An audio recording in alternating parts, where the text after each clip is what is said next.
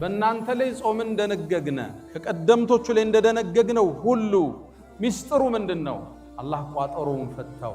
ለዓለኩም ተተቁን በዚህ ወር ውስጥ ተቅዋን ታዳብሩ ዘንድ ይከጀላል። ለ11 ወር ስንቅ የምንወስድበት የስልጠና ማዕከል የማነጫ ማዕከል ረመዳን ስጋችንን ትተን ለሩሃችን ለነፍሳችን ትኩረት ምንሰጥበት ወር። ስጋ የሚፈልገው መመገብ፣ መጠጣት፣ መብላት ነው። እሱን ትቀማውና መንፈሱ ላይ ትኩረት እንዲሰጥ ታደርገዋል። አካል ሲደክም ልብ ትረጥባለች፣ መንፈስ ይጎለብታል። እዛ ነው በርካታ ጦርነቶች በእስልምና ታሪክ ረመዳን ውስጥ ናቸው በድል ተጠናቀዋል። መንፈስ ከስጋ በላይ ድል በነሳበት ወር ማለት ነው። የሰው ልጅ ልቅናው ስጋው አይደለም። ስጋው የሩሑ መጓጓዣ ነች። ሩሑ ነች ተፈላጊዋ ነች። የኢማን ግንባታ ካለ ከስጋ በላይ እንገዝፋለን፣ ከንዋይ በላይ እንበራለን። ረመዳን እሱን ይሰራል። ስጋን አድክሞ መንፈስን የማጎልበት ፈጅተኒቡ ራቁት አላቸው። የመዲና ጎዳናዎች ይላሉ መጠጥ አውጥቶ በሚደፋው ሰው ጎርፍ። አንዳንዶቹ ይላሉ ከምር እየጠጡ ተሰብስበው እያወሩ ቁርአን እኮ እየወረደ ነው። ልክ አንቀጽ ወርዷል ሲባል አተውም እንደ ይላል አንቀጹ ሲያልቅ ዛሃይና ጌታችን ትተናል። ሙራከባ አላህ ያየኛል የሚለውን ስሜት ውስጣችን ማስረጽ። አላህ ያየኛል ሲል ያኔ ሰው አይበልጥ፣ ፎርጅድ ዕቃ አይሸጥም፣ ቀይሮ አያቀርብ፣ አይምልም። አላህ ያየዋል፣ አይበድልም። ረመዳን ይህን ኩትኮታ ሊሰጥ ነው የመጣው። መጋዘንህን አሽገህ ፎርጅድ ስትለውጥ ገዢዎቹ አላዩ፣ አላህ ያየ። ይህን ስሜት ሊያሰርጽ ነው። ከዛም ሰይድና ዑመር ያዙትና አንተ ልጅ ሆይ እቺ ንግግርህ ዱንያ ላይ ከባርነት ነፃ አውጥታለች፣ የውመል ቂያማ ከሳት ታወጣለች ብዬ ተስፋ አረጋለሁ። በምቾት ውስጥ የኖረ ሀብት ውስጥ የኖረ ሰው የተራበ ጨጓራ ያለ አይመስል፣ የታረዘ ገላ ያለ አይመስለው። እሱ ያለበሳቸው ልብሶቹ ገና ሳጥን ውስጥ አለ። ይሄ ደግሞ የመቼ ነው ብሎ የሚያገላብጠው ማለት ነው። ረመዳን የሚባል ወር አላህ ደነገገና ደሃውንም ሀብታሙንም እኩል ከሱብሒ እስከ መግሪብ ምግብ እንዳይበላ ከለከለ። ማፍጠር አይቻልም። ረመዳን ያስርብህና አላህ የተራባለየው ማለት ነው። በእርግጥ አንተ ሙሉ ቀን ተርበውለህ ማታ በሚያምር ቴምር ነው የምታፈጥረው። ሳምቡሳውም ጠረጴዛውን ሞልቶታል። ሾርባው ፊት ለፊትህ ነው። ምግቡ በየአይነት ነው። አመቱን ሁሉ ረመዳን የሆነባቸው አለ። ልብ በል ነው መልእክት። እንድትተዛዘን ነው ስልጠናው ዓላማ እንጂ ለአላህ ስልጣን የምትጨምረው የለም። ዓላማው የራበው አለ፣ ዙረህየው የቸገረው አለ፣ የታረዘ አለ። አንተ ቤት ምግብ ተርፏል። አንተ ቤት ማዕዱ ሞልቷል። ጉርሻ ያጣል። ረመዳን የሚባል አላህ አዋቂው ጥበበኛው ጌታ ያጾምህና ረሃብን ተስም ነው ማለት ነው። ተዘጋጅ ማለት ነው። አወለም ኑዓምርኩም ማ የተዘከሩ ፊሂ መን ተዘከረ። አንድ ሰው የሚገሰጽበትን እድሜ አላደረስናቸው። ዱንያ አላፊና ጠፊ መሆኗን አውቀህ ወአሕስን ከማ አሕሰነ አላሁ ኢለይክ፣ ለሌላው ልታካፍል መልካምን ልትሰራ ይከጀላል። ውድ ምእመናን ጿሚዎችና ሰጋጆች ሆይ አላሁ ስብሓነሁ ወተዓላ ረመዳንን በነቢዩ ኡመት ላይ ደንግጓል። በቀደምቶቹ ላይ እንደደነገገው ሁሉ ረመዳን ሲገባ ፍጥረተ ዓለሙ እንደሚለወጥ ዳሰናል። የጀነት በሮች ይከፈታሉ፣ የጀሃነም በሮች ይዘጋሉ፣ ሸይጣናት ይጠፈራሉ፣ መላእክት ከሰማይ ወደ ምድር ይወርዳሉ። ተነዘሉል መላኢከቱ ወሩሑ ፊሃ። መልታይ ዩኒቨርስ የምንለው ዓለም ግዙፍ የሆነ ለውጥ የሚያከስትበት ወር ረመዳን ይባላል። ወሩ ልዩ ነው፣ ደማቅ ነው።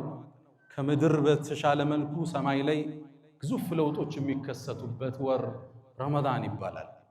እሱ ወር ውስጥ አላህ ከቶናል። እንድንደርስ ያደረሰን የፈቀደ ጌታ የተመሰገነ ይሁን። አልሐምዱሊላህ ረቢል ዓለሚን። ነገር ግን ረመዳን አላህ ባሮቹ ላይ ደንግጎታል። ለምን ደነገገው? ሚስጥሩ ምንድን ነው? አላህ ከኛ ምን ይፈልጋል? ረመዳንስ እኛን ምን አስተምሮ አንጾ መሄድ ይፈልጋል? ጥያቄ ማንሳት የወግ ነው። አላህ ከባሮቹ የተብቃቃ ጌታ ነው። ወላሁ ገኒዩን ዐኒል ዓለሚን። ከፈጠረው ሁሉ የተብቃቃ ጌታ።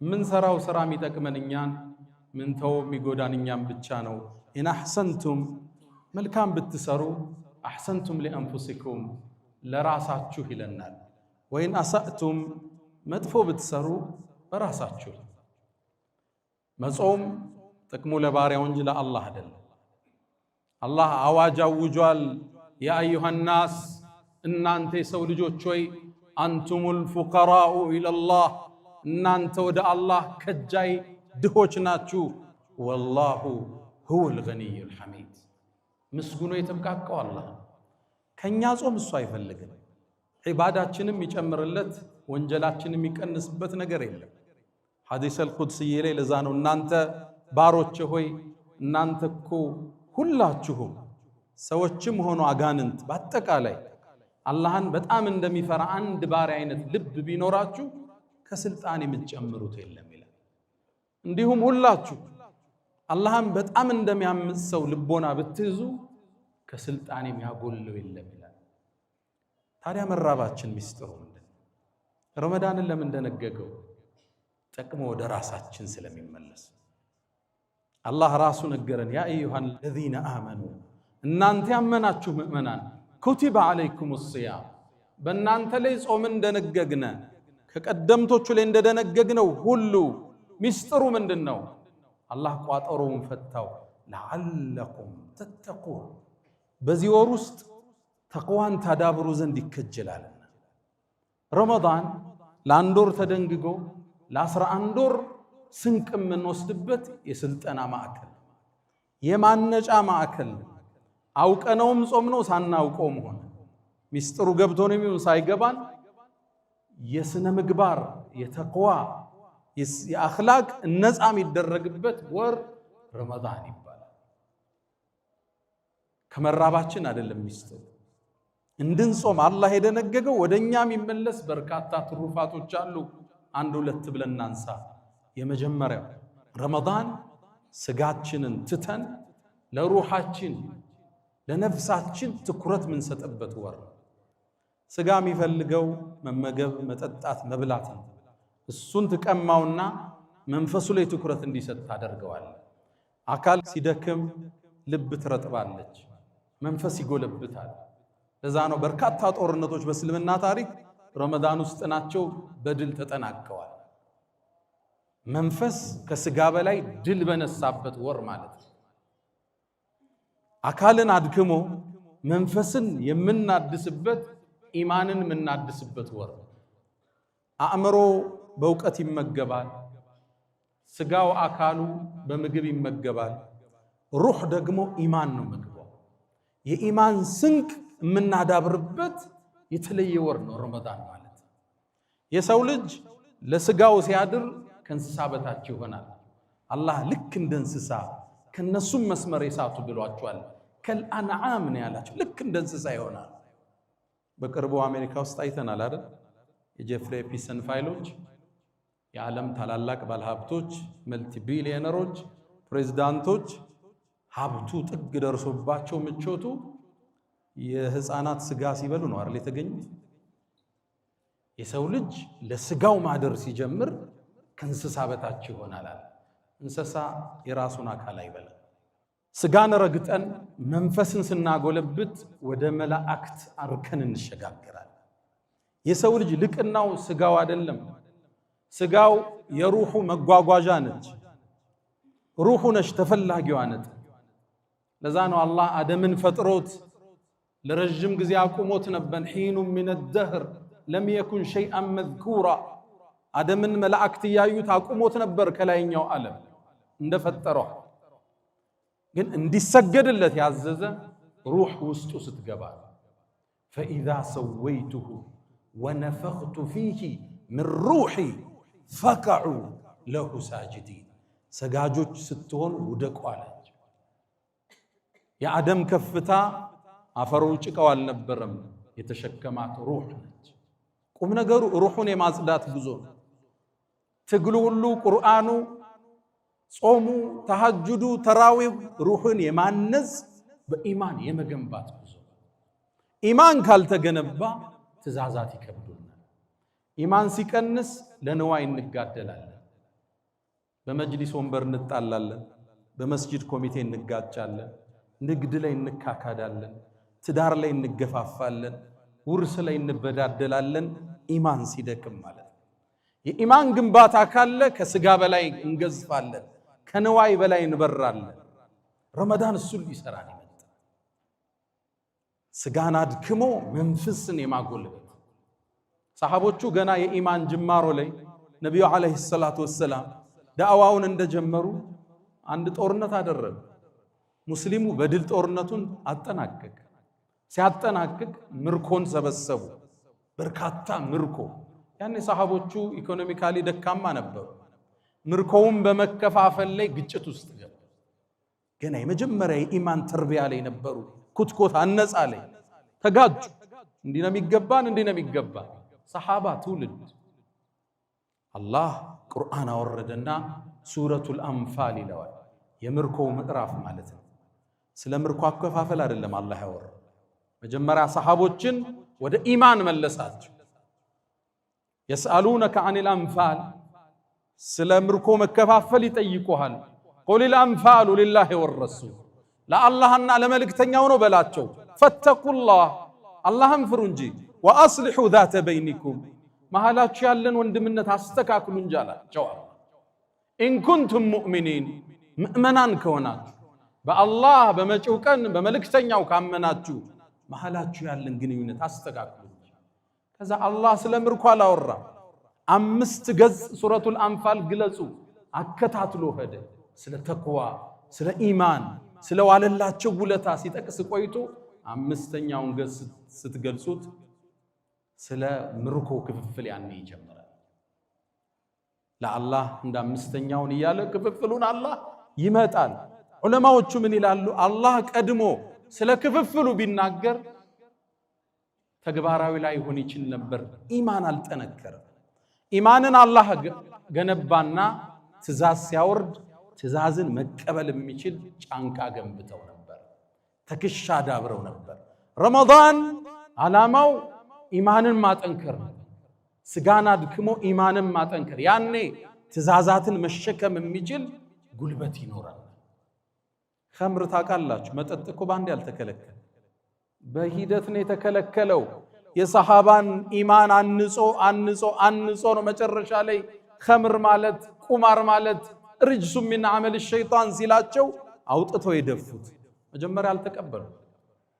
ያ ማህበረሰብ መጠጥ ሲጠጣን ያደገው የሰሃባው ትውልድ ኸምር አስካሪ መጠጥ ነው የሚጠጣው። እስልምናን ሲቀበሉ አላህ መጠጥን ተዋል አላቸው። ስለ መጠጥ ይጠይቁሃል፣ እንዲበላቸው ትእዛዝ ይወርዳል። አልከለከላቸው። ኢማናቸው ክልከላውን የሚቀበልበት ደረጃ ላይ አልደረሰም። ያን ከዛ ደግሞ አስከተለ አላህ ያ አዩሃ الذين آمنوا፣ እናንተ ምእመናን ሆይ እባካችሁን ወደ ሶላት ስትገቡ ጠጣችሁ አትስገዱ አላቸው። ይሰክራሉ፣ ሰክራችሁ እንዳትቀርቡ አላቸው። ላ ተቅረቡ الصلاة وأنتم سكارى አላቸው። እንዲህ አባብሎ ነው እኮ አላህ ያነጻቸው። ኢማናቸው ተገንብቶ ሲያልቅ ትእዛዝ አወረደ። إنما الخمر والميسر والأنصاب رجس من عمل الشيطان فاجتنبوه راقوت አላቸው። የመዲና ጎዳናዎች ይላሉ መጠጥ አውጥቶ በሚደፋው ሰው ጎርፍ ነው ነበር። አንዳንዶቹ ይላሉ ኸምር እየጠጡ ተሰብስበው እያወሩ ቁርአን እኮ እየወረደ ነው። ልክ ያንቀጽ ወርዷል ሲባል አተውም እንደ ይላል አንቀጹ ሲያልቅ እንተሃይና ጌታችን ትተናል ብለው አስቀምጡ። ኢማን ተገንብቶ ሲያልቅ ትእዛዝን መሸከም ይችላል። ለንዋይ አያድርም። ስልጣን አያጓጓው፣ የሰው ሀብት አያጓጓው፣ ብር ይዞ አይጠፋ፣ በድሎ አይሸሽም። ረመዳን የተደነገገበት የመጀመሪያው ዓላማ የኢማን ግንባታ መስጠት።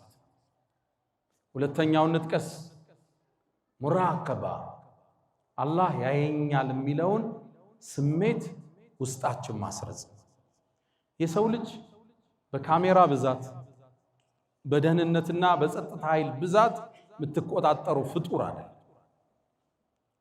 ብዙ ካሜራዎች ብዙ ደህንነቶች አላት የምትባለው አሜሪካ እንኳን 2025 ላይ የዛሬ ዓመት ወንጀል የተሰራው ብቻ 9.3 ሚሊዮን ወንጀል ተፈጽሟል። ያ ሁሉ ካሜራ፣ ያ ሁሉ ደህንነት፣ ያ ሁሉ ፖሊስ እያለ ከነዚህ ውስጥ አብዛኛውን ዘረፋና ቡቸራ። የሰው ልጅ ራሱ ውስጥ ካሜራ ካልገጠመ በምንም ልታቆሟቸው አላህ ያየኛል ሲል ያኔ ሰው አይበድልም። ፎርጅድ ዕቃ አይሸጥም፣ ቀይሮ አያቀርብም፣ አይምልም። አላህ ያየዋል፣ አይበድልም። ረመዳን ይህን ኩትኮታ ሊሰጥ ነው የመጣው። እንዴት አትሉኝ? ለምሳሌ አንድ ሰው ሲጾም መጾሙን ራሱ ካልነገረህ በምን ታውቀዋል? ዘይሮ ከሄደ ጾሟል አፍጥሯል አታውቀው። ጾም አላህ ያየኛል ብለህ የምትሰራው ስራ ብቻ። አሊያም ረመዳን ቀን ቤቱ አሁን ምሳውን በልቶ ግጥም አርጎ መጥቶ አፉን ጠራርጎ የዛሬ ፀሐይ ምን አበረታው ቢልህ በምን ታውቃለህ? መብቱ ነው አይደል? አላህ ያየኛል ስለሚል ነው ውዶ ያደረገ የተገመጠመጠበትን ውሃ ሳይውጥም ይተፋው። አላህ ብቻ የሚያውቀው ነው። እቺን የጉሮሮን ኬላ አላህ ብቻ ነው የሚያያት። አላህ ያየኛል ስለሚል ነው የሚጾመው። ለዛ ነው አላህ ፈሰውሙ ሊ ጾም የኔ ነው ይላል። እኔም ፈርቶ ነው ባሪያ የሚጾም እንጂ ያቺ ቤት ውስጥ ምግብ የምታዘጋጀው ውዷ ባለቤት ምግብ ቀምሳ ትፍ የምትለው ማን ያየኛል ብላ ወደ ውስጥስ ብትስበው አችልም እንዴ? ጉሮሮን ስታልፍ የሚያያት ጌታ እንዳለ ታውቃለህ። ጾም አላህ ያየኛል ካላልክ በስተቀር አንድን ሰውንም ማስገደዳችን። አንድን ሰው አስገድደ መሳሪያ ይዘህ ሶላት ልታሰግደው ትችላለህ፣ ሩኩዕ በል ስጁድ በል እያለ። ሐጅ ልታስደርገው ትችላለህ አስገድደ። ዘካ ልታስወጣው ከኪሱ ትችላለህ አስገድደ ግን ልታጾሟቸው። ጾም የምትከለክለው ምግቡን ነው፣ ቀማኸው፣ ተስማምቷል። ዙሁር ደረሰ ልስገድ ይላል። ሶላት ትከለክለው አትከለክለው። ሊሰግድ ሲል ደግሞ ውዱ የሚባል አለ አይደል? ውዱ ሲያረግ ደግሞ አፍ መጉመጥመጥ አለ አይደል? እየተጉመጠመጠ ወደ ውስጥ ቢልከው ማን ያየው? አላሁ ጀለ ፊሁ። አስገድደህ ማታሰራው ዒባዳ ካለ ጾም ብቻ። ይህን ስለሚያውቅ አላህ ፈሰውሙ ሊ ጾም የኔ ነው አለ። ሶላትም የሱ እኮ ዘካም ለአላህ ነው። ለጾም ግን የተለየ ቦታ ሰጠው። አላህ ያየኛል ብለህ የምትሰራው ስራ።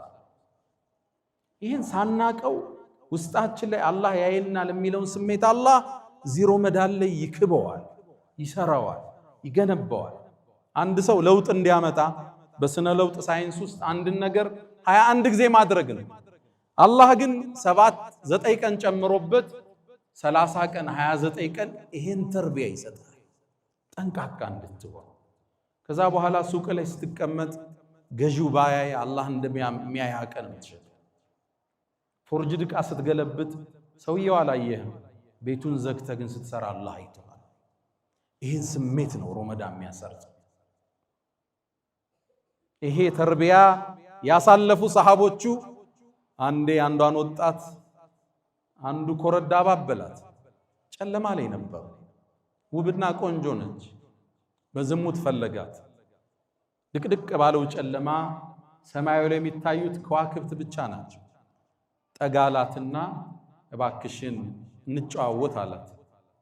እሷ ዞር ዞር ስትል ላ የራና ኢለል ከዋኪብ አላት። አይዞሽ አትፍሪ ከዋክብት እንጂ እኮ የሚያየን የለም አላት። እሷ ግን ሙራቀባን የተረዳ ሰው መልስ ሰጠችው። ፈአይነ ሙከውኪቡሃ ከዋክብትን አሳምሮ የሰደራቸው አላህስ አለችው።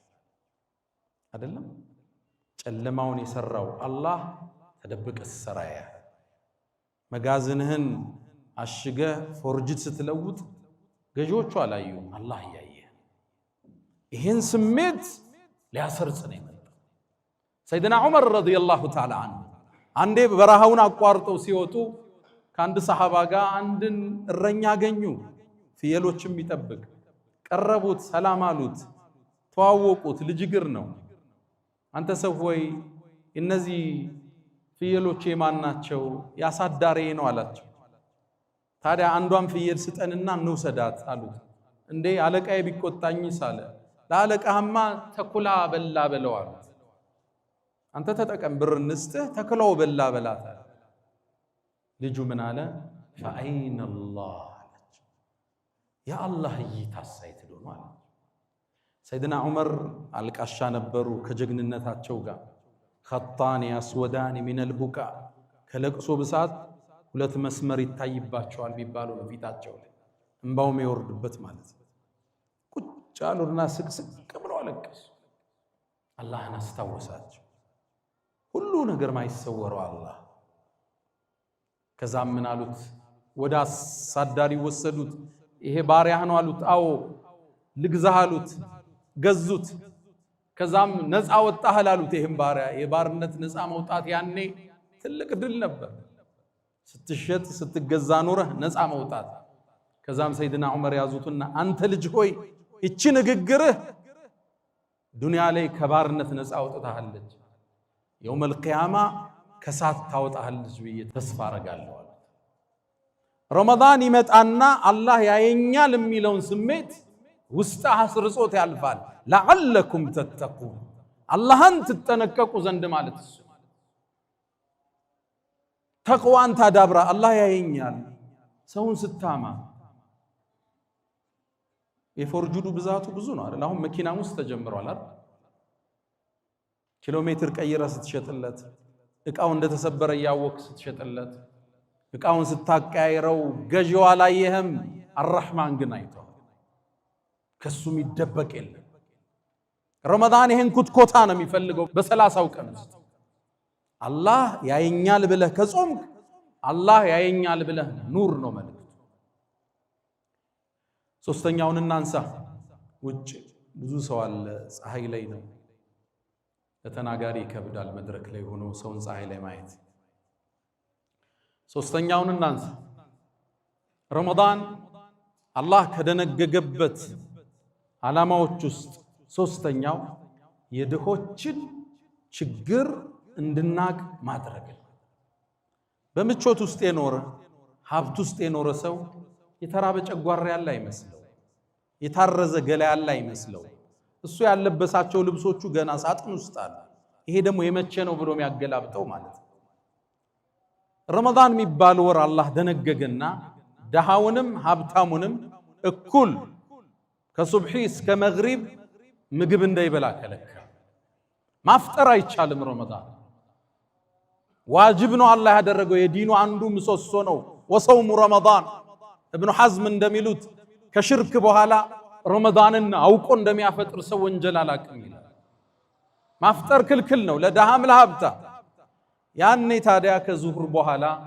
ያነ ባለሀብት ረሃብ ሲጀምረው የተራቡ ሰዎች እንዳሉ መገንዘብ ይጀምራል ይሄን ድምጽ እርዳታ ከሚጠይቁት ልሳን አይደለም የሚሰማው አንጀቱ ሲጮህ ጨጓራው ሲፋጭ ከዛ ነው ድምጹ የሚሰማው ያስርብህና አላህ የተራባለየው ማለት ነው በርግጥ አንተ ሙሉ ቀን ተርበውለህ ማታ በሚያምር ቴምር ነው የምታፈጥረው ሳምቡሳውም ጠረጴዛውም ሞልቶታል ሾርባው ፊት ለፊትህ ነው ምግቡ በየአይነት ነው አመቱን ሁሉ ረመዳን የሆነባቸው አለ ልብ በል ነው መልእክቱ እንድትተዛዘን ነው ስልጣናው ዓላማ ጅላ አላህ ስልጣን የምትጨምረው የለም ዓላማው የራባው አለ ዙረህየው የቸገረው አለ የታረዛል አንተ ቤት ምግብ ተርፏል አንተ ቤት ማዕዱ ሞልቷል ጉርሻ ያጣል አንዴ በልቶም ያድርሰዋል ዙረፈት ልጋቸው ማለት ምቾት ውስጥ ያለ ሰው እንደ አይነት አስገዳጅ ጾም ኑሮ ረሃብን ካልቀመሰው ድህነትን አያውቀው በቅርቡ አንድ ኢንተርቪው ሲከታተል ከዓመታት በፊት አንድ ታዋቂ መልቲ ቢሊየነር አንድን ቃል ይላል አፍሪካ ውስጥ ለአንድ ትልቅ ስራ ሄድኩ ይላል ሆቴሉ ነው የሚያርፈው በሊሞዚን ነው የሚንቀሳቀሰው ሆቴሌ ላይ የሚያስተናግደኝ አንድ ጥቁር ወጣት አለ በጣም ወደድኩት ይላል ከዛም አንድ ቀን በድፍረት ተጠጋኝና ቲፕስ ሰጠው ልጋብዝህ አለኝ እኔም ምን ትጋብዘኛለህ ጋብዘኝ ይሻላል ግን ምጋብዝህ ቤቴ ነው አለኝ አንተ ቤት ደስ ይበለው ብዬ ይሻል በሊሞዚኑ ተንቀሳቀሰ በጣም ወደ ማያስፈራ መንደር ውስጥ ገባው እንደምንም ቤቱ ደረስኳል ቤቱን ከፍቶ ሲያስገባኝ በህይወቴ ለመጀመሪያ ጊዜ ድህነትን አየውታል። ሰው እዚህ ቦታ ይኖራል፣ አልጋው፣ ወንበሩ፣ ብርድ ልብሱ፣ ድህነትን ራሱን አየውታል። ምቾት ውስጥ ያለ ሰው የድሆቹ ችግር አይገባው። ረመዳን የሚባል አላህ አዋቂው ጥበበኛው ጌታ ያጾምህና ረሃብን ቴስት ታረጋዋል፣ ረሃብን ትቀምሰዋል። ወገበህን ይዘህ ስትጠማዘዝ ትንሽ ልተኛ ስትል እንዲህ ራበው ሰው አለ ማለት። ረመዳን ዓላማው ጥልቅ ነው። ለዓለኩም ተተቁን አላህን ትፈሩ ዘንድ ይከጀላልና ጠንቃቆች እንድትሆኑ፣ ለድሆቹ እንድታዝኑ፣ አካፍለህ እንድታድር ይዘኸው አትጓዝ። ከገንዘብህ ፐርሰንቴጅ እንዲኖር አይደለም ዘካን ልታስቀር። ከምታተርፈው ትርፍ 100 ሚሊዮን አተረፍ 10 የድሆች ነው እንድትል ነው ዓላማ እንጂ ዘካዋ ስትደርስ 2.5 ለማውጣት ሂሳብ ስትሰራ እንድትውላል። የራበው አለ፣ አንተ ተመሽቷል፣ አንተ መኪና እየቀያየርክ ነው፣ ቤትህም ያምራል፣ አላህ ይባርክልህ። እሱ ስራ ስፋ ይመችህ፣ ግን ደግሞ ምስኪኖችንም አትርሳ። የረመዳን አንዱ ዓላማ እሱ። አላ ወፈዓሉ الخيرات واستغفروا ربكم فطوبى للمستغفرين። الحمد لله على إحسانه والشكر له على تفضله وامتنانه ولا إله إلا الله تعظيما لشانه وصلى الله وسلم وبارك على رسوله وإخوانه أما بعد. ውድ ምእመናን ምናልባት አራተኛውን አስተምሮ ጠቅሰን ፕሮግራማችንን እናሳጥረው። እንደምታውቁት ከቀናት በፊት ረመዳን መጣለ። ረመዳንንም አላህ ወፍቆን ገባን። ረመዳን ሙባረክ ተባብለንም ሜሴጆች ተለዋወጥን። ዛሬ ረመዳን ስንተኛው ቀን ነው? 3ኛ ቀንን ይዘናል። ምሽቱ 4ኛ ነው። ምሽቱ 26 ወይም 25 ቀን ቀርቶታል። ቀናቶቹ እየተጓዙ አላህም በእርግጥ እውነት ተናገረ። አያም ማዕዱዳት የተቆጠረ ቀን ሰጥቻችኋለሁ፣ ተጠቀሙበት፣ ራሳችሁን እነጹበት፣ ምህረቴን አገኙበት ብሎን ነበር። እነዚህ የሄዱ ቀናቶች የዱንያን አላቂነት ተጓዥነት አስተምሮን ያልፋል። የረመዳን አንዱ ዓላማ እሱ። ዱንያ ለካ ጠፊ ነች። ረመዳን እንዲገብቶ እንዲካለቀ እድሜያችንም ለካ እንዲያልቃል ሚለውን አስተምሮት እኛ ውስጥ መስረጽ አላህ ይፈልጋል። አላፊ ናት ለካ ዱንያ፣ ተጓዥ ነች ለካ ይቺ ዱንያ፣ አላቂ ነች ለካ። አንድ ቀን ከረመዳን ሲሄድ ከእድሜ አንድ ቀን አጉድሏል። የሰው ልጅ ሲፈጠር ልክ ሙሉ እንደሆነ ባትሪ ነው። ፐርሰንቴጁ ያለቀ ይመጣል። መጨረሻ ላይ ባትሪ ኦፍ ሲሆን ሞት መጣ ማለት። አላህ ኺታማችን ያሳምር። ቀናቶቹ እንዲህ ሲነግዱ ስታይ ዱንያ ለካ ተጓዥ ነች፣ አላቂ ነች፣ ጠፊ ነች ማለት ነው። ትርጉም አጭር ነች ማለት ነው። አወለም ኑዓሚርኩም ማ የተዘከሩ ፊህ መን ተዘከር። እንዲሁ ዱንያ ላይ አላቆየናችሁ? ሰዎች የሚገሰጹበት የእድሜ ክልል አልከተትናችሁም? ወጃአኩም ነዚር አስጠንቃቂ አልመጣላችሁም? አላፊ ነች። ይሄን ያወቁት ነቢዩና መሐመድ ሰለላሁ ዐለይሂ ወሰለም አብዱላህ ብን ዑመር ረዲየላሁ ተዓላ አንሁማን ቡኻሪ ላይ እንደተዘገበው ትከሻዬን ያዙኝና አንተ እብን ዑመር አሉት፣ ኩን ፊ ዱንያ ከአነከ ገሪብ፣ ዱንያ ላይ ስትኖር ልክ እንደ እንግዳ አው ዓቢሩ ሰቢል፣ ወይም እንደ ተጓዥ መንገደኛ። ብዙ እርግጥ አታርጋት፣ ስራ ድከም። ዘካን ግዴታ ያደረገ ሃይማኖት ነው ያለ። ይህም መስጂድ የሰሩልን ወንድሞች እኮ ስለሰሩ አላህ ይቀበላቸው። ስራ ድከም። እስልምና የሐጅ ዲን ነው፣ የዘካ ዲን ነው፣ መስጂድ የምትሰራበት ነው፣ ድሃ የምትረዳበት ነው። ልፋ። በሚሊየንም እንዳትቆም፣ በቢሊየንም እንዳትቆም፣ በቢሊየን ዶላር ግን ደግሞ አኺራን አትርሳ። ዱንያ አላቂ እንደሆነች ሁሌ ይሰብ፣ ጥላት እንደምትድም አስተውል ሁሌ። የረመዳን ቀናቶች መናድ የዱንያ ቀናቶችም መናድ መስታወቶች ናቸው። ይሄን ነው ረመዳን መጥቶ የሚያስተምር። ወር ገብቶ ወር ከወጣ አንተም ገብተህ ከዱንያ ትወጣለህ። መልእክቱስ እያንዳንዱ ቀን ከእድሜህ እያጎደለ ይሄዳል። ሐሰኑል በስሪ አንተ የአደም ልጅ ሆይ አንተ እኮ የቀናት ጥርቅም ነህ። አንድ ቀን ሲሄድ ከእድሜህ ከአካልህ አንድ ፓርቱ እየጎደለ። በተለይ ደግሞ ሰው 40 ዓመት 60 ዓመት ከደረሰ በኋላ ልብ ካላለ ምን ትርጉም አለ?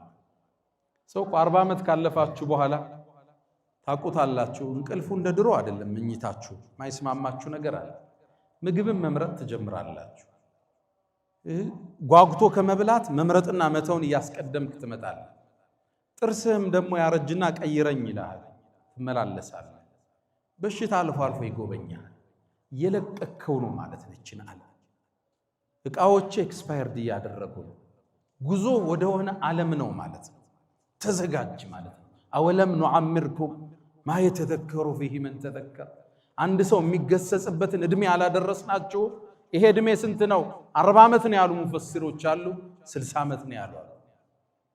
ሰው ከ40 ከ50 በኋላ ልብ ካላለ ምን ዋጋ አለ? ይሰራል፣ ይደክማል፣ ግን ደግሞ አኺራውን አይረሳም። ረመዳን በፍጥነት መጠናቀቅ የእድሜህን የፍጥነት መጠናቀቅ ማሳያ መስታወት። ሙእሚን ሲኖር አኺራውን አይረሳም፣ ዱንያውንም አጥብቆ ይይዛል። የረመዳን አስተምሮት ሰፊና ጥልቅ ነው። ማህተሙና ማዕረጉ ግን ለዓለኩም ተተቁን አላህን ትፈሩ ዘንድ ይከጀላል። ኢማናችሁ ልታበረቱ፣ አላህ ያየኛል የሚለውን ስሜት ውስጣችሁ ልታዳብሩ፣ የተራበ እንዳላቀ ልታካፍል፣ ዱንያ ላፊና ጠፊ መሆኗን አውቀ ወአሕሲን ከማ አሕሰነ አላሁ ኢለይክ ለሌላው ልታካፍል፣ መልካምን ልትሰራ ይከጀላልና። ያ መን ቱሒቡነ ነቢየ ሙሐመዳ ሰሉ ዐለይሂ ወሰሊሙ ጡለል መዳ ፈሰላቱኩም ወሰላሙኩም ኑረን ለኩም ቢአምሲኩም ወቢየውሚኩም ወለኩም ገዳ ኢነላሀ ወመላኢከተሁ ዩሰሉነ ዐለን ነቢይ ያ አዩሃ አለዚነ አመኑ ሰሉ ዐለይሂ ወሰሊሙ ተስሊማ اللهم صل على محمد وعلى آل محمد كما صليت على إبراهيم وعلى آل إبراهيم وبارك اللهم على محمد وعلى آل محمد كما باركت على إبراهيم وعلى آل إبراهيم في العالمين إنك حميد مجيد. اللهم أعز الإسلام والمسلمين وأذل الشرك والمشركين ودمر اللهم أعداءك أعداء الدين. اللهم تقبل منا صيامنا وقيامنا وتلاوتنا يا أرحم الراحمين. اللهم لا تدع لنا في مقامنا هذا ذنبا إلا غفرته ولا هما إلا فرجته ولا دينا إلا قضيته ولا رزقا إلا وسعته ولا غائبا إلا رددته ولا مديونا إلا قضيته برحمتك يا أرحم الراحمين. اللهم ربنا آتنا في الدنيا حسنة وفي الآخرة حسنة وقنا عذاب النار. وسلام على المرسلين والحمد لله رب العالمين. ألا فأقم الصلاة.